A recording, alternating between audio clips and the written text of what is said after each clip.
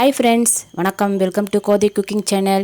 இன்றைக்கி பீட்ரூட்டை வச்சு ஒரு மசால் கறி தாங்க செய்ய போகிறோம். எப்படி சிம்பிளாகவும் சுவையாகவும் டிஃப்ரெண்ட் டைப்பில் செய்யலான்றதாங்க பார்க்க போகிறோம். இந்த மாதிரி டிஃப்ரெண்ட் டைப் வீடியோக்கள் நீங்கள் பார்க்கணுன்னு நினச்சிங்கன்னா நம்ம சேனலை ப்ளீஸ் சப்ஸ்கிரைப் பண்ணுங்கள். பக்கத்தில் இருக்கிற பெல் ஐக்கானை ப்ரெஸ் பண்ணி ஆள் கொடுங்க. நான் 4 பீட்ரூட் எடுத்து வச்சுருக்கிறேங்க. இது 1/4 கிலோ இருக்குன்னு நினைக்கிறேன். இந்த மாதிரி துண்டு துண்டாக கொஞ்சம் அரிஞ்சு வச்சுக்கோங்க. இப்போ நமக்கு தேவையான மசாலா ஐட்டங்கள் என்னென்னு பார்க்கலாம். அரை மூடி தேங்காவில் அரை தாங்க எடுத்து வச்சுருக்கிறேன். அதில் கொஞ்சம் இஞ்சி, பூண்டு, பெருஞ்சீரகம் இதெல்லாம் கொஞ்சம் போட்டுக்கோங்க.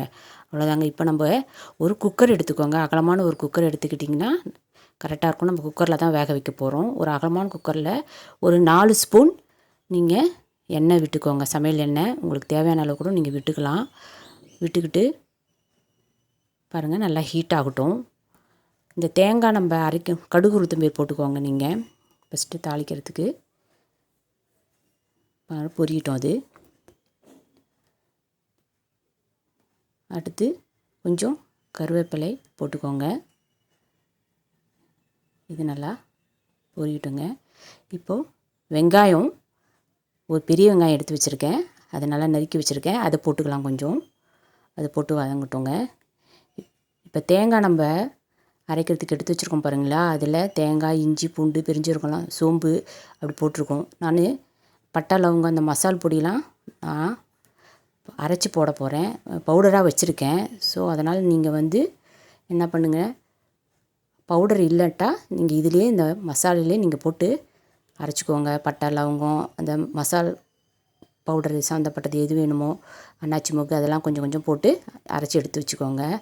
நீங்கள் கொஞ்சம் மஞ்சள்தூள் போட்டு வதக்கிக்கிட்டு இப்போ நம்ம எடுத்து வச்ச பீட்ரூட்டை போட்டுக்கலாங்க. அது கொஞ்சம் நல்லா வதங்கட்டும்.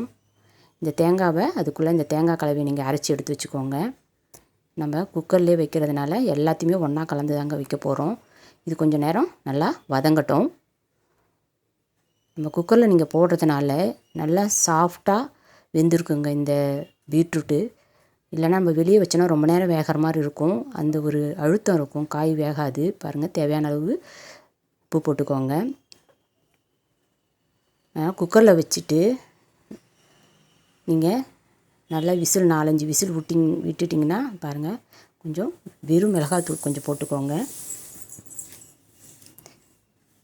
குக்கரில் வச்சு விசில் விட்டிங்கன்னா பீட்ரூட் நல்லா வேகும். இப்போ ஒரு குழம்பு மிளகாத்தூள் தேவையான அளவு போட்டுக்கோங்க. நான் ஒரு 2 ஸ்பூன் போட்டிருக்கேன். நீங்கள் தேவையான அளவு நீங்கள் போட்டுக்கலாங்க, எவ்வளோ வேணும்னாலும். ஏன்னா பீட்ரூட் கொஞ்சம் தித்திப்பாக இருக்கும். அதனால் நீங்கள் கொஞ்சம் கூட போட்டுக்கலாம். இப்போ கொஞ்சம் தண்ணி விட்டுக்கோங்க. ரொம்ப விட வேண்டாம், ஏன்னா நமக்கு கிரேவி மாதிரி தான் வரப்போகுது. அதனால் நீங்கள் அளவாக போட்டுக்கோங்க. இப்போ அரைச்சாச்சு அந்த தேங்காய் மசால் விழுதுகள். அதை இப்போது சேர்த்துக்கலாங்க. பாருங்கள், தண்ணி விடாதீங்க, கெட்டியாகவே சேர்த்துக்கோங்க. ஏன்னா தண்ணி முழுகிற அளவுக்கு அந்த காய் இருந்தால் போதும். குக்கரில் வைக்கிறதுக்காக ரொம்ப கம்மியாகவும் வச்சிடாதீங்க, அதிகமாக வச்சிடாதீங்க. கம்மியாக வச்சிங்கன்னா அடி பிடிச்சிட போகுது, மேக்ஸிமம் பிடிக்காது. அதிகமாக வச்சிங்கன்னா அப்படியே ரொம்ப குழம்பு மாதிரி இருக்கும். அதனால் கொஞ்சம் நமக்கு கெட்டியாக வேணும். நீங்கள் முழுகிற அளவு விட்டால் போதும். அந்த பாத்திரத்தை கழுவி கொஞ்சோண்டு தண்ணி ஊற்றினா போதுங்க. பாருங்கள், போதும். இது நல்லா இதை கலந்து விட்டுருங்க. இந்த மாதிரி நல்லா கலந்து விட்டுருங்க. பாருங்கள் எப்படி வருது பாருங்கள். இது நம்ம சாம்பார் சாதம், ரசம் எல்லா சாதத்துக்குமே சூப்பராக இருக்குங்க.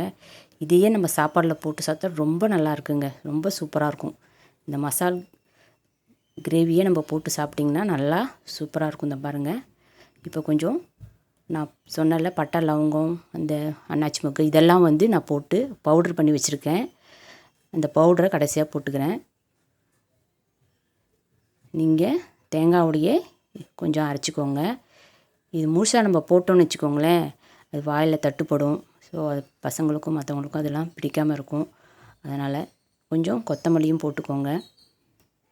இதில் இந்த சாறு இறங்கும்போது ரொம்ப நல்லாயிருக்கும். தேவைப்பட்டால் கடைசியாக போட்டுக்கலாம். அவ்வளோதாங்க. குக்கரை நல்லா மூடி வச்சுருங்க. மூடி வச்சுட்டு ஒரு 6-7 விசில் கூட விடுங்க.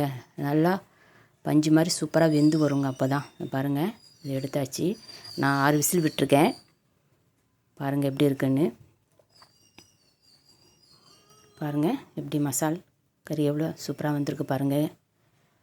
உங்களுக்கு தண்ணியாக இருக்கிற மாதிரி ஃபீல் பண்ணிங்கன்னு வச்சிங்கன்னா இது கொஞ்சம் நேரம் அடுப்பில் வச்சு பாருங்கள் எப்படி பாருங்கள் காய் எப்படி வெந்திருக்கு பார்த்தீங்களா. இது குக்கரில் போட்டோன்னா நல்லா வெந்திருக்குங்க. இதே நம்ம தனியாக விட்டோன்னா இந்த அளவுக்கு வேகாது. பாருங்கள் எப்படி சூப்பராக வந்திருக்கு பாருங்கள்.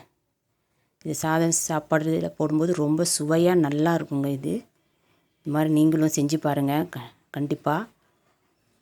இந்த வீடியோ பிடிச்சிருந்ததுன்னா ப்ளீஸ் லைக் பண்ணுங்கள், ஷேர் பண்ணுங்கள். நம்ம சேனலை மறக்காமல் சப்ஸ்கிரைப் பண்ணுங்கள். Thank you friends.